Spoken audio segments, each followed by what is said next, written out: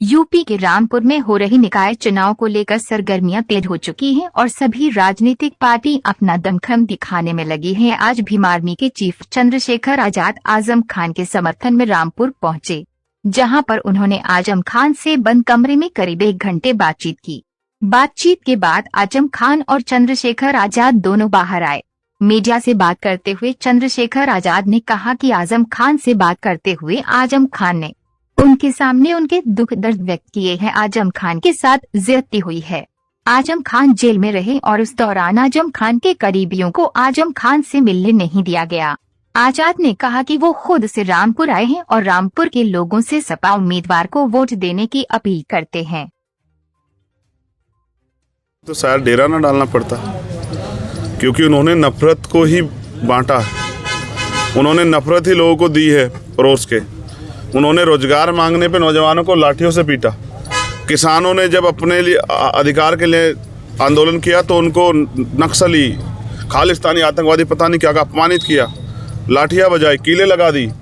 जब महिलाएं अधिकारों के लिए सड़कों पे आती हैं, आंगनबाड़ी हो या आशा की बहनें, तो लाठियाँ बजती हैं। आपके आने से बहुजन बेरोजगारी और महंगाई चरम पे है, कोई बोलेगा नहीं।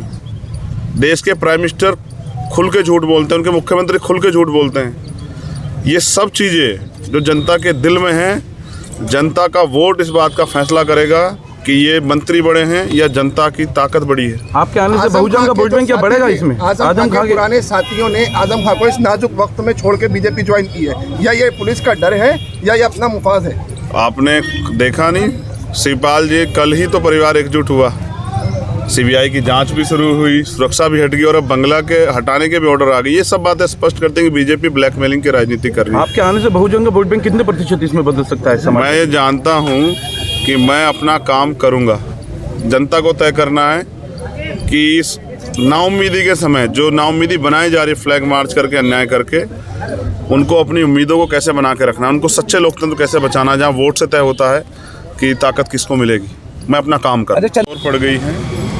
जो डर का माहौल बहनों में बना है, मैं उनको विश्वास दिलाऊं कि ये डर का माहौल सिर्फ इसलिए बनाया जा रहा है कि आप अपनी वोट का प्रयोग ना कर पाओ। अच्छा आज़ाद जी, आपका टाई अप जो है असदुद्दीन ओवैसी की पार्टी से भी है और आजम खान से आज आपने मुलाकात की है। क्या कोई ऐसा तीसरा मोर्चा बन सकता है जिसमें ओवैसी और आजम का साथ आए? अब ये आप जो है उनसे पूछ लीजिएगा। मैं तो मोर्चे के लिए नहीं, इस अन्याय के खिलाफ लड़ने के लिए यहाँ। आपने जिस उत्तर प्रदेश में लोकतंत्र को जिस तरह से तबाह किया जा रहा है, वोट अगर व्यक्ति वोट ही नहीं डाल पाएगा तो फिर लोकतंत्र किस बात का? तो रामपुर में डेमोक्रेसी नहीं है, रामपुर में हिटलर शाही चल रही है और उस हिटलर शाही का जवाब हमने पहले भी दिया, कल भी दिया और आज भी देंगे। और रामपुर में मैं अपने लोगों से अपील करूंगा कि उनका वोटिंग परसेंटेज इतना हो कि इनका झूठ और इनकी जो धोखाधड़ी वो भी इस जीत को कमज़ोर ना कर पाए। विश्वास है, जिसका वोट उसकी सत्ता, उसका राज, जिसकी वोट उसके मूल्य, उसके उद्देश्य, उसके सपने, उस पर हम लोग एक अच्छा जो है काम कर पाएँ। इसलिए मैं आज जो है रामपुर में। आपकी 1 घंटे से ज़्यादा मुलाकात हुई है, किन मुद्दों पे बात हुई है आपकी आजम खान से? अभी तो बस मैं उनका दर्द ही सुन रहा था और यहाँ के हालात, क्योंकि मैं वहाँ से आगे कुछ भी कह देता तो शायद वो बेईमानी होती। जो मैंने यहाँ जाना विद एविडेंस, तो एहसास होता है कि हम आज़ाद भारत में नहीं। क्या एविडेंस? उनका अपराध ये है कि उन्होंने जौहर यूनिवर्सिटी बना दी। नहीं, उल्लेख किसे करिए, आपने क्या किया? जैसे जो जुर्म की बात कर मैं रखूँगा अभी तो मैं जब अपने लोगों के बीच जाऊँगा, आप सुनना, मैं वो सब उनसे भी रखूँगा। आप तो लोकतंत्र का चौथा स्तंभ हो ना, आपसे तो इतनी बात रखूँगा। आपका इतना लंबा चौड़ा बंद कमरे में आपकी दोनों की मुलाकात हुई, क्या मतलब दर्द ऐसा उन्होंने बयां किया? मैं 16 महीने निर्दोष होते हुए जेल में रहा, इलाज मांगने पे इलाज बंद कर दिया गया, दुख कह देता, परिवार के लोगों से मुलाकात बंद कर दी गई। एक सताया हुआ व्यक्ति जिनको आज सताया जा रहा है, बस उनसे उनका दुख जानने के लिए आया। वही बातें हुई, क्योंकि उनसे मेरे रिश्ते पर बड़े पुराने, उनका प्यार मुझे हमेशा मिलता रहा। तो अभी तो मैंने उनका दुख जाना। मैं अपने लोगों के बीच में जाके अपील करूँगा कि जो लोकतंत्र जिस उद्देश्य से बना था, अब वो इस बार 5 तारीख को उसमें उस उम्मीद को बनाने में सफल रहे। बड़े दिग्गज नेता रामपुर में, चंद्रशेखर जी, भाजपा के सारे मंत्री, कई मंत्री रामपुर में डेरा डाले हुए हैं, बार बार लगातार। और वो हमेशा भारतीय संविधान के साथ खड़े रहे। तो क्या चंद्रशेखर आज संविधान बचाने की लड़ाई, क्या मायावती, आज लोकतंत्र बचाने की लड़ाई, क्या मायावती जी मैंने क्या कहा, वही वोट पहले कांग्रेस को भी जाता रहा है, वही वोट जनता दल को भी गया। जब भी इस देश में किसने तानाशाही की, इस वोट ने अपनी जिम्मेदारी अदा करके और जवाब दिया, तानाशाह को, बादशाह को उन्होंने जवाब दिया कि हम इस आज़ाद भारत में गुलाम नहीं हैं। और इस बार भी आप देखना, चाहे खतौली का फैसला हो, चाहे रामपुर का और चाहे मैनपुरी का, और निर्णायक हैं हम लोग और हमें निर्णय लेना आता है। हम फिर लोकतंत्र बचाने को, संविधान बचाने वोट करेंगे। इलेक्शन से काफ़ी मायूस हैं, यहाँ तक कि उन्होंने आपको मना भी किया था, बावजूद इसके प्रचार करने आए हैं आप। वो नाउम्मीद इसलिए है कि यहाँ सत्ता के लोग दमन कर रहे हैं। वो नहीं चाहते थे कि मुझे भी कोई आँच आए, लेकिन मैंने उन्हें बताया कि मेरे पास खोने को कुछ नहीं और ना ही मेरी इच्छा है कुछ बनने की। मेरी एक इच्छा है कि देश के लोगों की उम्मीद जिंदा रहे, लोकतंत्र जिंदा रहे।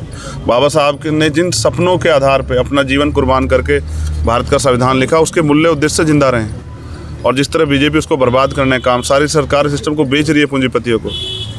मजदूर जो है भुखमरी कगार पे हैं, गरीब भुखमरी कगार पे हैं। तो ऐसे में उनका बेटा होने के नाते मेरी जिम्मेदारी है कि मैं अपने एहसास को, अपने जज्बात को लोगों तक पहुंचाऊं और लड़ाई को। अभी भी मीडिया का बाइट होने देना तुम लोग, मीडिया को। मैं जो अन्याय के खिलाफ इतना लड़ता हूं, और जब मैंने यहाँ के हालात और दर्द जाना, तो अभी तो मैं अपनी बात को कह भी नहीं पा रहा हूँ। इतना अन्याय, इतना दर्द लेके आजम भाई जिस तरह से काम कर रहे हैं,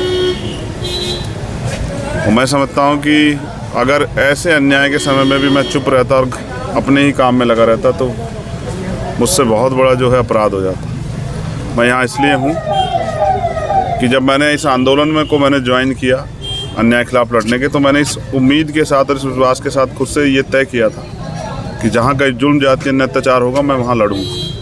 और अब मैं समझता हूँ कि आज अगर मुल्क में सबसे ज़्यादा मेरी कहीं ज़रूरत है तो आज रामपुर में। क्या आपके आने से बसपा का वोट बैंक जुड़ेगा यहाँ पर समाजवादी सबके साथ? मैं समझता हूँ कि लोग इस अन्याय को देख रहे हैं और वो खुद जो हैं इस अन्याय के खिलाफ बिगुल बजाएं, क्योंकि यहाँ लोकतंत्र की हत्या हो रही है। इस हत्या की वजह से ये जो डर का माहौल बना गया, लोग चुप हैं। जिस सीबीआई, ईडी, इनकम टैक्स से जो है सरकार डराती है, उनमें से कोई भी एक भी हथियार मेरे ऊपर काम नहीं आएगा। तो मेरी आवाज़ कत्ल करके दबाई जा सकती है, इसके अलावा और कोई तरीका नहीं। पे नहीं, अपने जमीर की गवाही देने के लिए आया हूँ कि अगर अन्याय होगा तो चंद्रशेखर चुप रहेगा। मैंने इसी वादे के साथ आंदोलन शुरू किया था और मेरा जमीर जिंदा है। ना मैं सीबीआई से डरता, ना ईडी से, ना इनकम टैक्स से। मैंने पहले भी कहा था कि अब मेरा कत्ल ही जो है इस लड़ाई से मुझे रोक सकता है। सरकार मेरा कत्ल करा दे, वरना मेरे लोग जवाब देंगे।